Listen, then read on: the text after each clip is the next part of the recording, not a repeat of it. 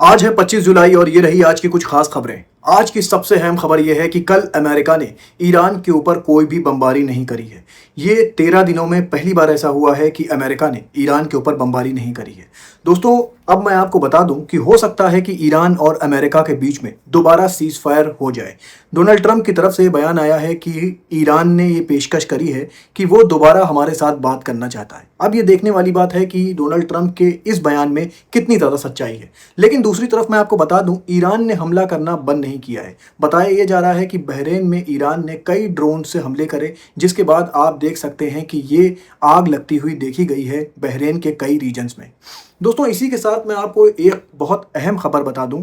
अब Saudi Arabia full scale war पर लग रहा है, उतर आया है यमन के हुतीस के साथ। कल रात में यमन के हुदैदा पोर्ट पर सऊदी अरब ने बमबारी करा था। बाद यमन के हुतीस का बयान आया था कि इस एग्रेशन का जवाब सऊदी अरब को जरूर दिया जाएगा। और बताया ये जा रहा है कि सऊदी अरब का एक रीजन है जिसका नाम है जिजान अरेबिया, उसके ऊपर बताया है कि हुतीस की तरफ से बमबारी करी गई है और इसके कुछ विजुअल्स भी निकलकर सामने आ रहे हैं। इससे ये अंदाज़ा लगाया जा रहा है कि सऊदी अरब अब फुल स्केल वॉर पर आ सकता है यमन के हुतीस के सामने। इसके बाद यमन के हुतीस की तरफ से एक वीडियो जारी करा गया है जिसमें बताया गया है कि हमारा प्रोमिनेंट टारगेट सऊदी अरब में क्या क्या हो सकता है। उन्होंने बहुत सी चीज़ों को दिखाया है, सऊदी अरब की रिफाइनरीज़ को, सऊदी अरब की जितनी भी इकोनॉमिक फैसिलिटीज़ हैं, मतलब कि जहाँ जहाँ से सऊदी अरब पैसा कमाता है सबसे ज़्यादा, उन चीज़ों को यमन के हुतीज़ ने दिखाया है कि हम इनको टारगेट कर सकते हैं अगर सऊदी अरब हमारे खिलाफ फुल स्केल वॉर पर आता है। देखिए दोस्तों, इसमें क्या होता है, क्योंकि हुतीज़ और सऊदी अरब के बीच एक तरह से कहिए तो जंग स्टार्ट हो चुकी है। अब मैं खबर आपको रशिया और यूक्रेन की बता दूं। बताया ये जा रहा है कि यूक्रेन ने कई 100 ड्रोन्स फायर करे थे रशिया की तरफ, जिसके बाद रशिया का S-1 air defence system activate हो जाता है और यूक्रेन के इन ड्रोन्स को मार गिराता है। लेकिन बताया ये जा रहा है कुछ ड्रोन्स ने अपने टारगेट को हिट भी किया है।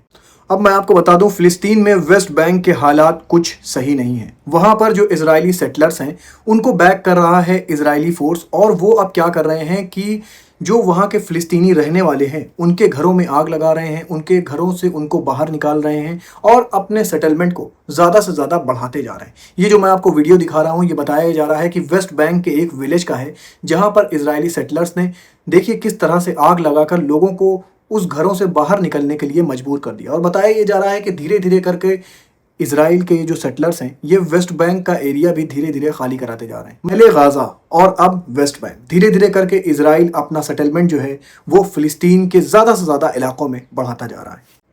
अब मैं आपको वेदर रिपोर्ट बता दूं। दोस्तों, वाइल्ड फायर के चलते स्पेन में अब नेशनल इमरजेंसी डिक्लेयर कर दी गई। बताया ये जा रहा है स्पेन की जो आग है ये धीरे धीरे करके बहुत तेज़ी के साथ बढ़ रही है और रिहायशी इलाकों को भी अब अपनी जद में लेती जा रही है। गवर्नमेंट कई हज़ार लोगों को अपने घरों से एवोक्यूएट करा चुकी है क्योंकि उनके घरों तक आग पहुंच चुकी है। और सेम कंडीशन है फ्रांस की भी। फ्रांस में तो बताया जा रहा है लगभग 19,000 हेक्टेयर का जो एरिया है फॉरेस्ट का वो जलकर राख हो चुका है।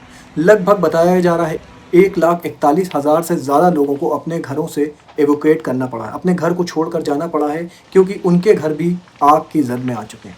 दोस्तों, अभी वाइल्ड फायर पर काबू नहीं पाया जा सका है। ये वाइल्ड फायर बहुत तेज़ी के साथ बढ़ रही है और धीरे धीरे अलग अलग कंट्रीज़ में आप देख रहे हैं कि वाइल्ड फायर लगती जा रही है। कनाडा में भी अभी वाइल्ड फायर एक्टिव है जिसके असरात न्यूयॉर्क तक में देखे जा रहे हैं। वहाँ जो धुआं है कनाडा की वाइल्ड फायर का वो अमेरिका तक जा रहा है।